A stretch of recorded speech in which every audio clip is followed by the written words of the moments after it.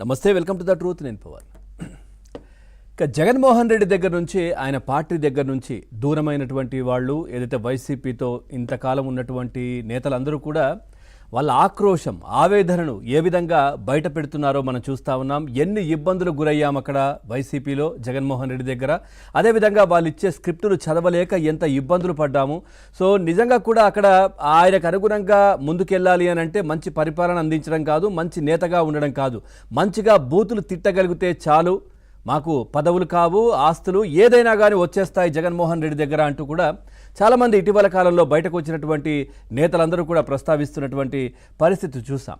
So నిజంగా జగన్మోహన్ రెడ్డి బాధితులు ఇటు ప్రజలే కాదు, సొంత కుటుంబ సభ్యులు, అట్లాగే ఆయనను నమ్ముకొని ఆయన దగ్గర రాజకీయాల్లో ఉన్నటువంటి నేతలు, సొంత పార్టీ ఎమ్మెల్యేలు కావచ్చు, అప్పుడు పనిచేసినటువంటి మంత్రులు కావచ్చు, వీళ్ళే అంటే ఏదైతే జగన్మోహన్ రెడ్డి అందలం ఎక్కడానికి తన మన అనే తేడా లేదు, అందరినీ పావులుగా వాడుకున్నారు, అందరినీ ఇబ్బందులకు గురి చేశారు. ఇటు ప్రజలనే కాదు, సొంత కుటుంబ సభ్యులను కూడా ఇబ్బందులకు గురి చేశారనే చర్చ కూడా జరుగుతున్న పరిస్థితులు అయితే కనిపిస్తూ ఉంది. మన గతంలో చూసాం, మొదటగా జగన్మోహన్ రెడ్డి గారి తల్లిగారు, ఆ తర్వాత ఆమె వైసీపీకి అధ్యక్షురాలుగా ఉన్నటువంటి సమయంలో కూడా బలవంతంగా ఆమెను అధ్యక్ష పదవి నుంచి దింపేసిన సమయంలో భావోద్వేగానికి గురై విజయమ్మ గారు ఎట్లా ఆవేదనతో స్టేజ్ పైన మాట్లాడారో మనం చూసాం. ఆ తర్వాత కంటతడి పెట్టుకుంటూ అక్కడి నుంచి వెళ్ళిపోయినటువంటి సంఘటన కనిపించింది.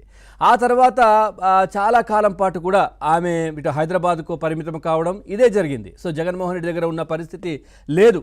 సో చాలామంది ఆ దగ్గరి వాళ్ళు చెప్పే విషయాన్ని బట్టి తల్లిని కూడా పట్టించుకోవట్లేదు, తల్లిని కూడా ఇబ్బందులకు గురి చేశారు అని.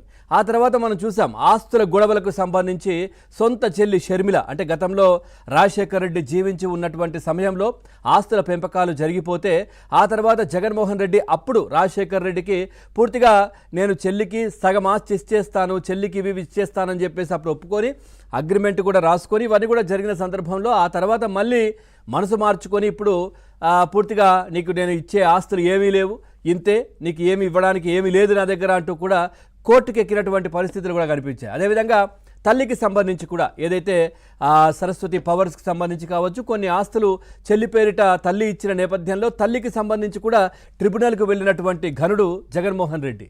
సొంత తల్లి పైన ఇటు ఆరోపణలు చేస్తూ కేసులు వేసినటువంటి పరిస్థితి కనిపించింది ట్రిబ్యునల్కి సంబంధించి, ఏదైతే ఈ ఆస్తుల వివాదానికి సంబంధించి. అంటే తల్లిని చెల్లిని కూడా ఇక్కడ జగన్మోహన్ రెడ్డి వదలలేదు ఆస్తుల కోసం అనేది చాలా క్లియర్గా గత కొద్ది రోజులుగా మనం చూస్తూ ఉన్నాం. అట్లాగే షర్మిల అంటే రాజకీయంగా ఎదగడానికి కొద్దిమంది రాజశేఖర్ రెడ్డి సన్నిహితుల దగ్గర కొంచెం అప్పు తీసుకుందామనుకున్నటువంటి సందర్భంలో కూడా జగన్మోహన్ రెడ్డి వారికి వారించి మీరు ఇవ్వడానికి వీల్లేదు, ఇస్తే ఇక నేను మీ అంతు చూస్తాననే విధంగా కూడా మాట్లాడారని కొద్దిమంది మాట్లాడుకుంటారు. అదేవిధంగా రాజకీయంగా కూడా షర్మిలను ఇబ్బంది పెట్టే ప్రయత్నం జగన్మోహన్ రెడ్డి చేశారు అని కూడా తెలుస్తూ ఉంది. అదేవిధంగా ఇటు వివేకానందరెడ్డి మనం చూసాం, వివేకానందరెడ్డి హత్యకు సంబంధించి కూడా ఎన్ని ఆరోపణలు, అన్ని వేళ్ళు కూడా తాడేపల్లి వైపే చూపిస్తూ ఉన్నాయి.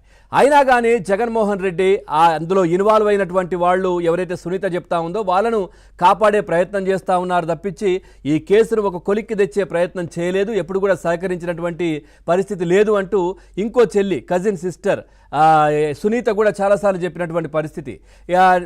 ఏదైతే జగన్మోహన్ రెడ్డి అధికారంలోకి రాకముందు సిబిఐ ఇవ్వాలని, ఆ తర్వాత అధికారంలోకి వచ్చిన తర్వాత అసలు ఈ కేసు గురించే మర్చిపోయి ఎక్కడా కూడా 5 సంవత్సరాలు జగన్మోహన్ రెడ్డి అధికారంలో ఉన్న సమయంలో కేసు ఇన్వెస్టిగేషన్ కూడా సక్రమంగా జరగకుండా అడ్డుపడ్డారనే దృశ్యాలు కూడా చాలా కనిపించాయి. మనం చూసాం, ఇటు అవినాష్కు సంబంధించి కడపకు సిబిఐ ఆఫీసర్స్ వెళ్తే ఎక్కడా కూడా పోలీసులు సహకరించని పరిస్థితి. అప్పుడు రాష్ట్రంలో సునీత అన్నయ్య కజిన్ జగన్మోహన్ రెడ్డి ముఖ్యమంత్రిగా ఉన్నటువంటి రాష్ట్రంలో ఎక్కడా కూడా ఆయన బాబాయికి సంబంధించిన కేసుకు సంబంధించి ఎవరూ సహకరించిన పరిస్థితి లేదు.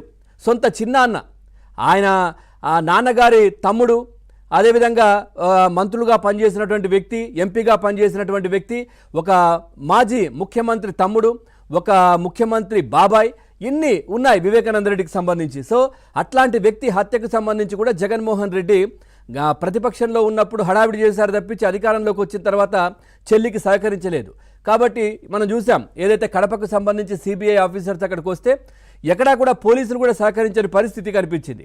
సో ఎక్కడా కూడా ఈ కేసుకు సంబంధించి ఒక కొలిక్కి రావడం కావచ్చు, ఎంక్వైరీ జరగకపోవడంతో నిజంగా చెప్పాలంటే జగన్ అధికారంలో ఉన్నప్పుడు సిబిఐ పైనే కేసులు పెట్టినటువంటి పరిస్థితి. రామ్ సింగ్ సిబిఐ అధికారి పైన బాంబులేసి చంపేస్తామని కొద్దిమంది చెప్పినా వాళ్ళపైన చర్యలు లేనటువంటి పరిస్థితి కనిపించింది. ఈ నేపథ్యంలో ఇంకో చెల్లి ఎవరు సునీత ఈ కేసును తెలంగాణకు బదిలీ చేయించుకొని చాలా ఇబ్బందులు పడుతున్నటువంటి పరిస్థితి. ఈ రోజుకు 6 సంవత్సరాలు అవుతోంది వివేకానంద రెడ్డి చనిపోయి. సో ఈ అంశం ఇంకొకటి. అదేవిధంగా మనం చూస్తే కనుక ఏదైతే వాసిరెడ్డి పద్మ కొద్ది కాలం క్రితం ఏదైతే మహిళా చైర్మన్గా పనిచేసినటువంటి వ్యక్తి వాసిరెడ్డి పద్మ, ఆమె కూడా బయటకు వచ్చిన తర్వాత అక్కడ ఏం ఉండాలన్నా ఏం మాట్లాడాలన్నా కానీ పూర్తిగా ఇష్టానుసారంగా తిట్టాలి ప్రతిపక్షాలను, లేదంటే ఎవరినైనా తిడితేనే అక్కడ గౌరవం ఉంటుంది. సో దానికి సంబంధించి కూడా పదవిస్తారు, ఆ తర్వాత అట్లా ఉంటుందని చాలా క్లియర్గా ఆమె చెప్పింది. ఆ తర్వాత మనం చూస్తే డొక్కా మాణిక్య ప్రసాద్ ఆయన ఎంత క్లియర్గా చెప్పారంటే అసలు నానా బూతులు తిట్టమన్నారు, స్క్రిప్ట్ రాసిచ్చారు.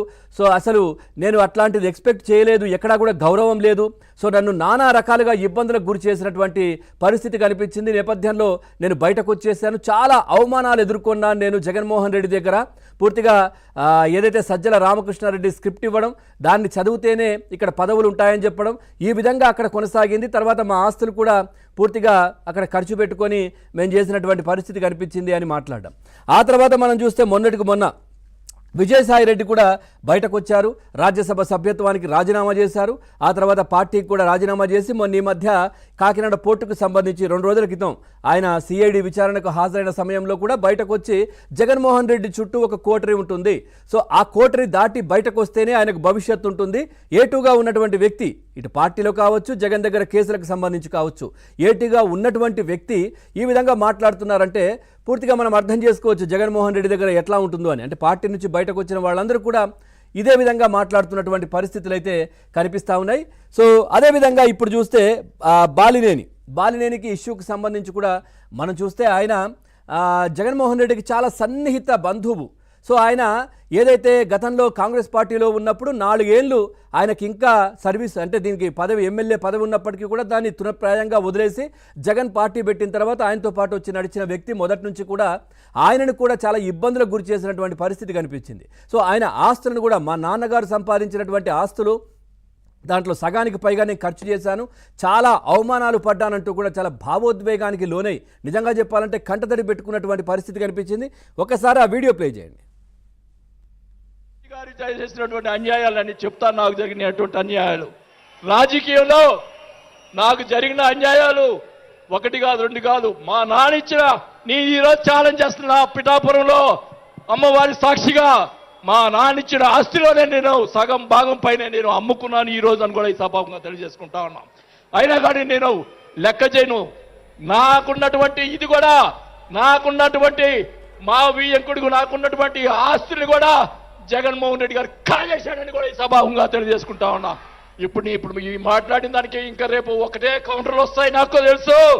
ఛాలెంజ్ చేస్తున్నా, నేను ఇది కూడా ఛాలెంజ్ చేస్తున్నా. చంద్రబాబు నాయుడు గారు కూడా అడుగుతా ఉన్నా, మొత్తం మొన్న జరిగినట్టు ఉన్నటువంటి ఎమ్మెల్యేలు అందరి మీద ఎంక్వైరీ, నా మీద కూడా సహా ఎంక్వైరీ చేయండి. ఎవరు అన్యాయం చేశారో, ఎవరు తప్పులు చేశారో, ఎవరు కోట్లు సంపాదించారో మొత్తం బయట పెట్టాలని కూడా ఈ సభాగా తెలియజేసుకుంటా ఉన్నా. ఈ ఉక్రోషం, ఈ బాధ నాకు తెలుసు, మా కుటుంబానికి తెలుసు, మా కుటుంబం ఎంత ఇబ్బంది పడిందో నాకు తెలుసు. కాబట్టి పవన్ కళ్యాణ్ గారు ఆయన ప్రతిపక్షంలో ఉన్నప్పుడు కూడా బాల్యం